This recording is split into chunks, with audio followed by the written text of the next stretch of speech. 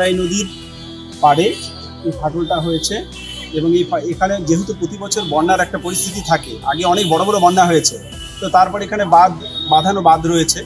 তো এই বাঁধটা যে কোনো সময় ভেঙে গেলে পরে এখানে 13, 14, 15 নম্বর ওয়ার্ডের যতজন অধিবাসী রয়েছে তারা বিপর্যস্ত হয়ে পড়বে। এবং এর পাশে যে এখানে সড়ক সেতু রয়েছে, এই সড়ক সেতু একমাত্র যোগাযোগ মাধ্যম, তো যার মাধ্যমে এখানে তপনের সাথে যে বালুরঘাটে যোগাযোগ, এই যোগাযোগের এই রাস্তাটাও কিন্তু ভেঙে পড়বে, বিহাল অবস্থা।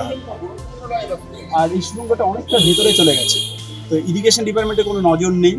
তারা এই বাঁধের দিকে একবার সেই সময় করে গেছে, সাধারণভাবে বাঁধটা হয়েছে যে খুব উন্নত মানের প্রযুক্তিকে তারা কাজে লাগাতে পারেনি, বোল্ডারগুলো ঠিকমতো তারা সাজিয়ে করতে পারেনি, যার জন্যই আজকে আমরা এই দিনটা দেখতে হচ্ছে এবং আগামী দিনে আরো ভয়াবহ পরিস্থিতির সৃষ্টি হবে, কারণ এখন বর্ষাকাল।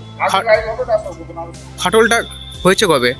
ফাটলটা 3 মাস আগে একটু বসে গেছিল, আর এই 1 সপ্তাহ আগে জল বেড়েছিল, তো সেই বর্ষার জলের জন্যই এই ফাটলটা আরো বেশি হয়ে গেছে। আপনারা এখন তাহলে আতঙ্কে আছেন? আমরা প্রচণ্ড আতঙ্কে আছি।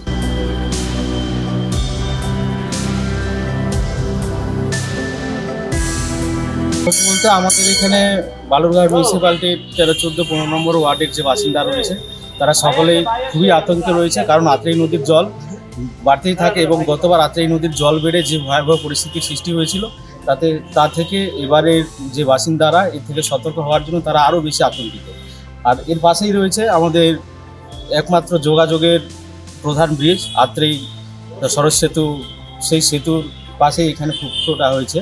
তো এই ফুটো হওয়ার জন্য যদি সড়ক সেতুর যদি কোনো ক্ষতি হয়ে যায়, তাহলে পার্শ্ববর্তী আমাদের এদিকে যারা প্রায় 1 থেকে 1.5 লক্ষ মানুষের যাতায়াত খুবই সমস্যা হবে এবং স্কুলে যাতায়াতকারী স্টুডেন্টদের একমাত্র যোগাযোগের যে সেতু সেটাও ভেঙে পড়বে এবং মানে অসহায় পরিস্থিতি দেখা দেবে এবং আশেপাশের যে বাসিন্দারা রয়েছে তাদেরকে এখানে ঘর বাড়ি ছেড়ে চলে যেতে হবে। এবং আমরা চাই অতি দ্রুত যেন প্রশাসন এই বিষয়ে হস্তক্ষেপ করে এবং ইমিডিয়েটলি যেন ইরিগেশন ডিপার্টমেন্টকে এগুলোকে জানিয়ে ইরিগেশন ডিপার্টমেন্টকে যেন এই কাজ করিয়ে দেয়।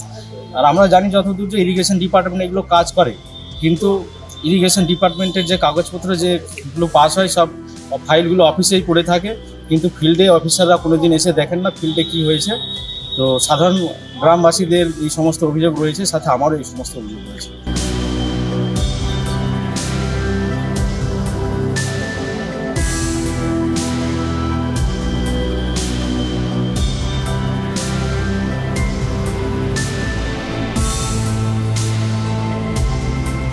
প্রচুর অনেকটাই আতঙ্কে আছি, যেভাবে জল বাড়ছে প্রতি রাতে তো অনেকটাই জল বাড়ছে, বৃষ্টি হচ্ছে না, বাইরের জল এসে পড়ে যাচ্ছে। পরশু দিনই তো অল্প একটু জল ছিল, তারপরে এখন দেখা যাচ্ছে অনেকটাই জল বেড়ে গেছে। তো এই বাঁধটা এর আগেও ভেঙে গেছিল, সেটা নিয়ে অনেক আতঙ্ক ছিলাম।